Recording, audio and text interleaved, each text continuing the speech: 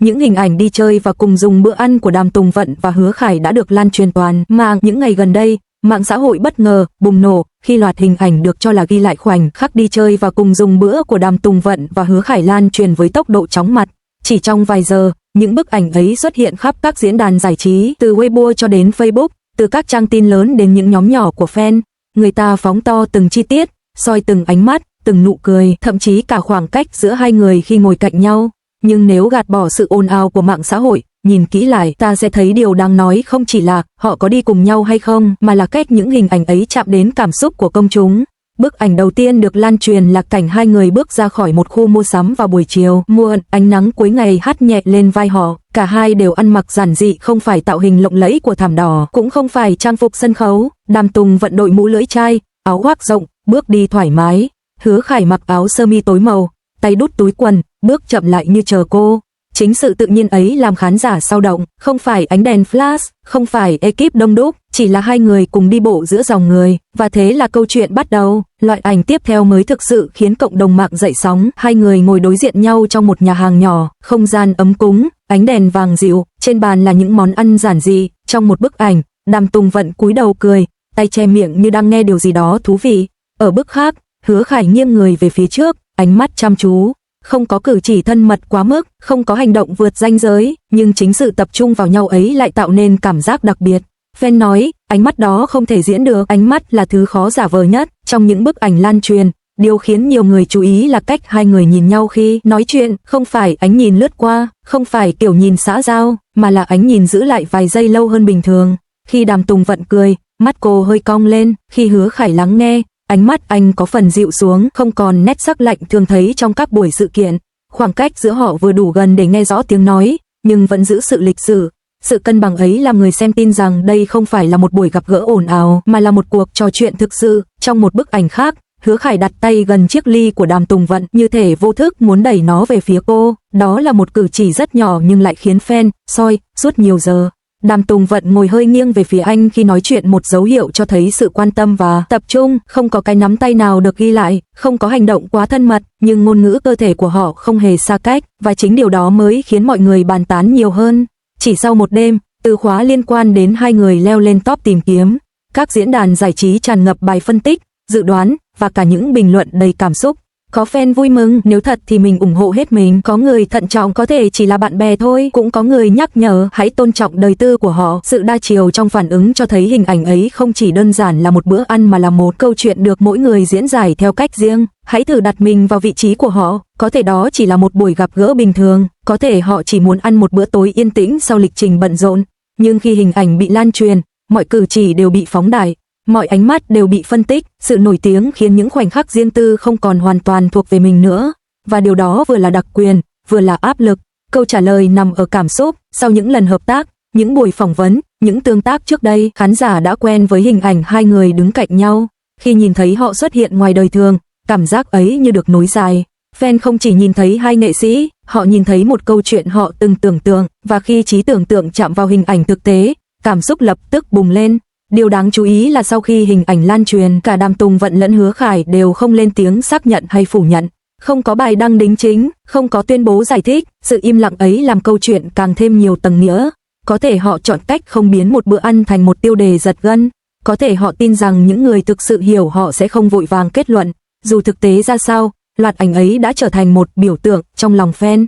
Biểu tượng của sự tự nhiên giữa hai người trưởng thành, khoảnh khắc đời thường hiếm hoi của người nổi tiếng, và cả hy vọng về một câu chuyện đẹp. Nhưng hơn hết, nó nhắc chúng ta rằng đôi khi điều khiến trái tim rung động không phải là lời tuyên bố, mà là những khoảnh khắc rất bình dị. Những hình ảnh ấy có thể chỉ là một buổi đi chơi, một bữa ăn bình thường, nhưng cách chúng được lan truyền đã biến chúng thành một câu chuyện lớn. Giữa thật và tưởng tượng luôn tồn tại một khoảng mờ, và chính khoảng mờ ấy khiến công chúng tò mò. Có thể ngày mai sẽ có tin tức mới thay thế câu chuyện này.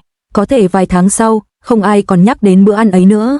Nhưng ở thời điểm hiện tại, những bức ảnh ấy đã chạm đến một điều rất con người, niềm tin vào những khoảnh khắc giản dị, niềm vui khi thấy hai người cười với nhau, và sự rung động trước ánh mắt không cần lời giải thích.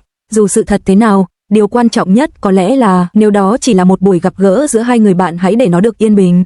Nếu đó là một khởi đầu, hãy để thời gian trả lời. Còn với khán giả, có lẽ điều đẹp nhất là biết dừng lại ở sự trân trọng thay vì vội vàng kết luận, bởi đôi khi một bữa ăn giản dị dưới ánh đèn vàng cũng đủ làm cả mạng xã hội xôn xao. Sau vài ngày, cộng đồng mạng không chỉ dừng ở việc chia sẻ ảnh. Họ bắt đầu so sánh trang phục hôm đó với những lần xuất hiện trước đây, phân tích thời gian đăng story của cả hai, xem lại các buổi phỏng vấn cũ để tìm manh mối. Có người nhận ra chiếc áo khoác Hứa Khải mặc trong ảnh từng xuất hiện trong một buổi ghi hình trước đó. Có người nói nụ cười của Đàm Tùng Vận hôm ấy khác hẳn những lần đi ăn cùng đồng nghiệp khác. Dù đúng hay không, sự phân tích ấy cho thấy mức độ quan tâm đặc biệt mà khán giả dành cho họ.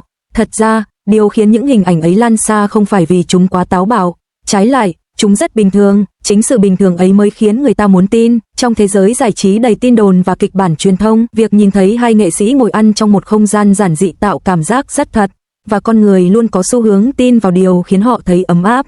Một bức ảnh khác được lan truyền vài ngày sau, hai người bước ra khỏi nhà hàng vào buổi tối.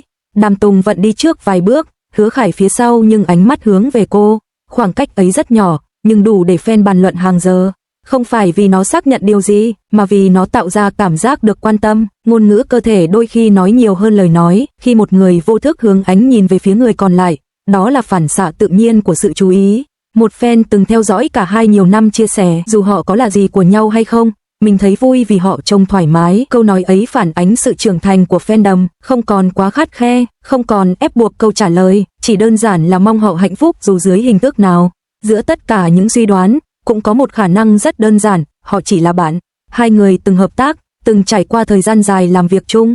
Việc giữ liên lạc, gặp gỡ riêng tư không phải điều quá xa lạ trong giới nghệ sĩ, nhưng vấn đề nằm ở chỗ, khi hai người có phản ứng hóa học tốt trên màn ảnh, khán giả dễ mang cảm xúc ấy ra đời thực. Ranh giới giữa nhân vật và con người thật đôi khi rất mong manh. Cho đến nay, cả hai vẫn không đưa ra bất kỳ tuyên bố nào về loạt hình ảnh. Sự im lặng ấy có thể được hiểu theo nhiều cách: tôn trọng quyền riêng tư, không muốn làm mọi chuyện phức tạp hơn, hoặc đơn giản là không thấy cần thiết phải giải thích. Trong thế giới mà mọi thứ đều có thể trở thành tiêu đề, việc chọn im lặng cũng là một cách bảo vệ bản thân. Sau khoảng một tuần, các chủ đề mới bắt đầu thay thế câu chuyện này, nhưng những bức ảnh ấy vẫn được lưu lại trong điện thoại của nhiều fan.